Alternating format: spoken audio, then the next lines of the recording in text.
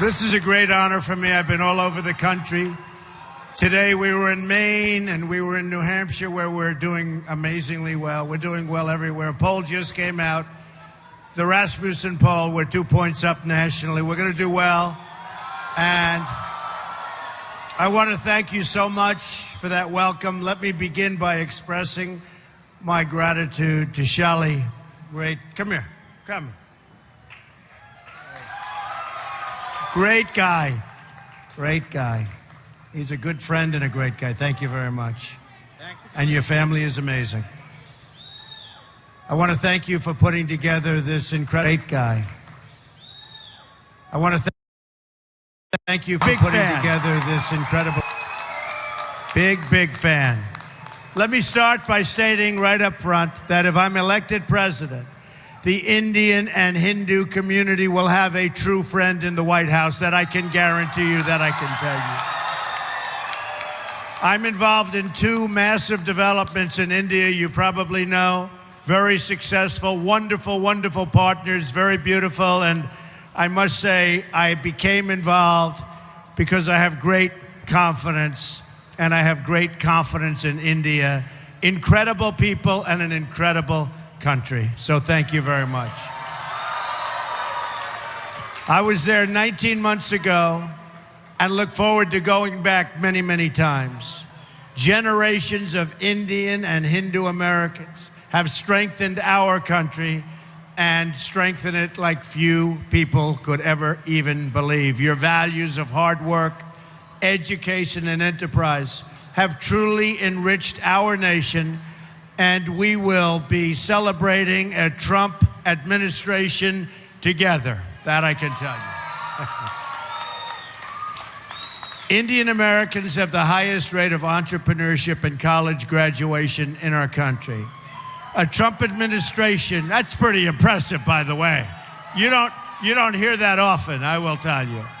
A Trump administration will massively lower taxes for our small businesses, eliminating job-killing regulations, and we will repeal and replace job-killing Obamacare, which is a disaster. But as we all know, we can't have prosperity without security, and that is why we appreciate the great friend India has been to the United States in the fight against radical Islamic terrorism, a word that our president doesn't even use. It's a word our president refuses to use. Hillary Clinton, as I call her, Crooked Hillary, does not use that term.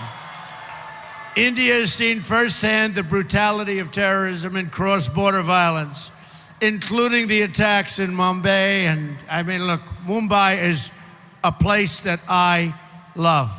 It's a place that I understand. So for all of the people in Mumbai, the attack on Indian Parliament, absolutely outrageous and terrible. We will defeat radical Islamic terrorism.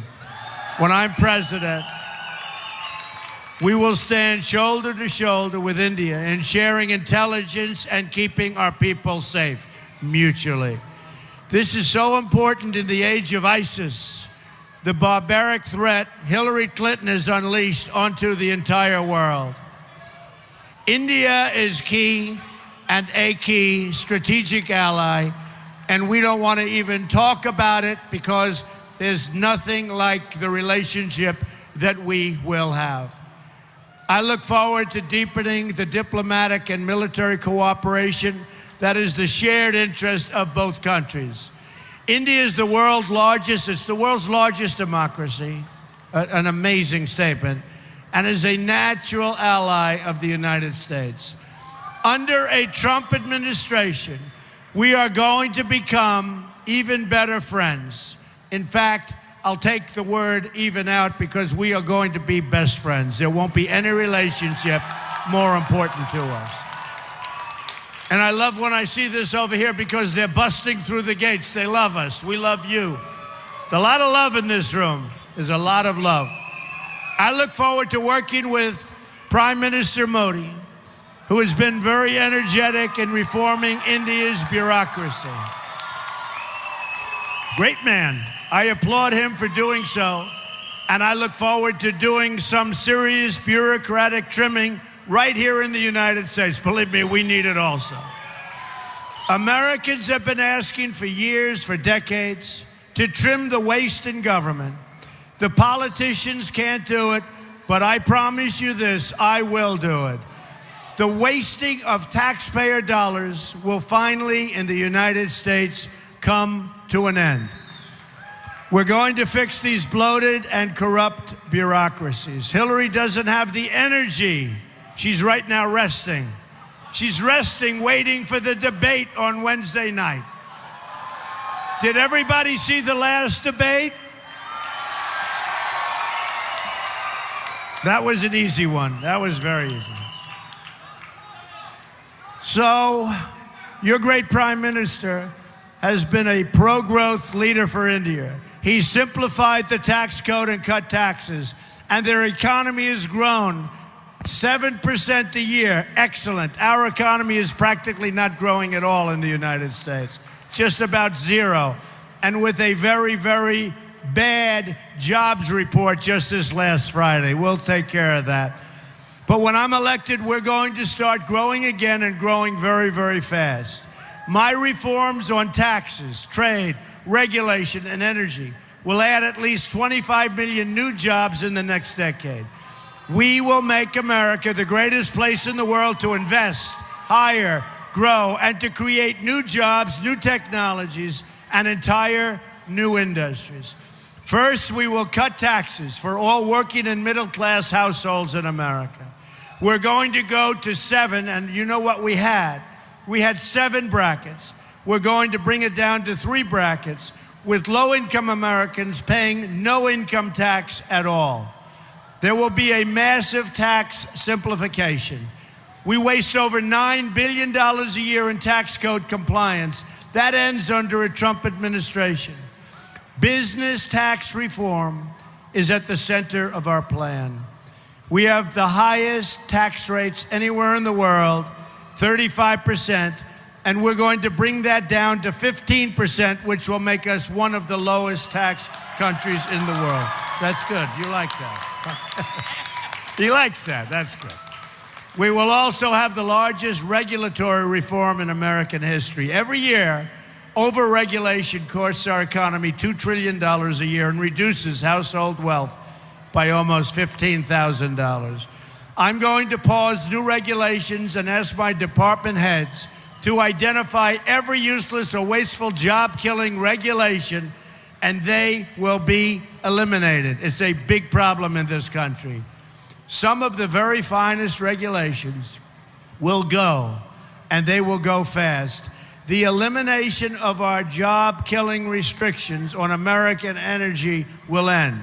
My pro-energy reforms will add at least 500,000 new jobs per year, lower the prices of your energy bills for all American households. Finally, we must fix our terrible trade deals and protect America's intellectual property, something you know a lot about.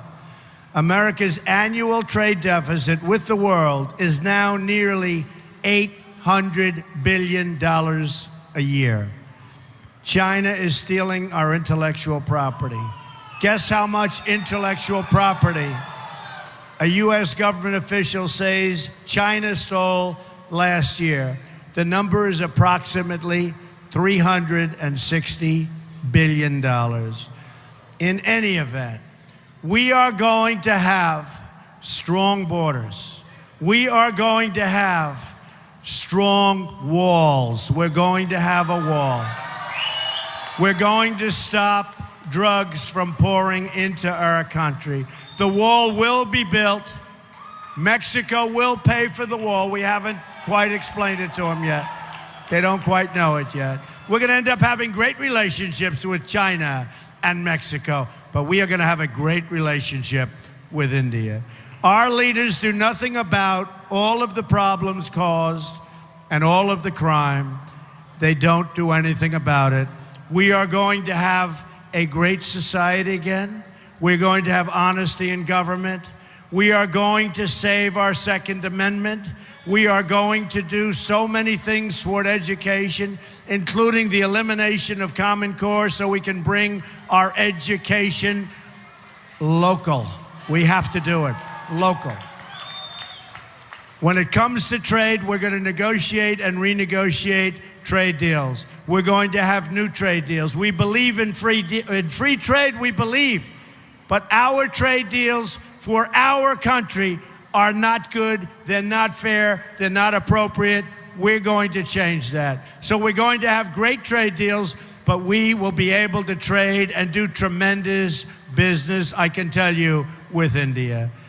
So just in summing up, we are going to have a phenomenal future together. America is going to be a country that people will once again respect. We will be wealthy again. We will be strong again. We will be powerful again and hopefully not have to use our power. But we will be powerful and we will be smart. Our military is depleted horribly. Our military will be fixed. We have great, great people. Our military will be, again, will be what America's military should be. America's military has to be strong, and America has to lead through strength. Lead through strength. We will produce jobs. We will bring back our great companies. They won't be leaving anymore, and lots of good things will happen. You know, when I started this campaign, it was very simple. I talked about strong borders. I talked about good trade. I talked about strong military. But I had a theme, and the theme was very simple. And the theme has resonated all over the world. And the theme is, just like on those hats, make America great again. And that's what we're going to do. I want to thank you all for being here. This is a great honor to have this kind of a crowd. Thank you very much, and thank you, sir. Great.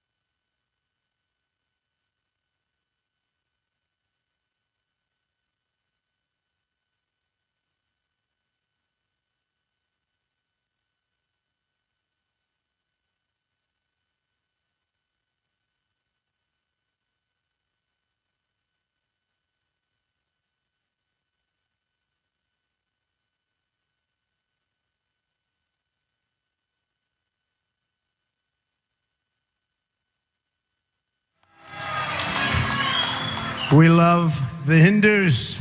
We love India. Thank you. Thank you, everybody.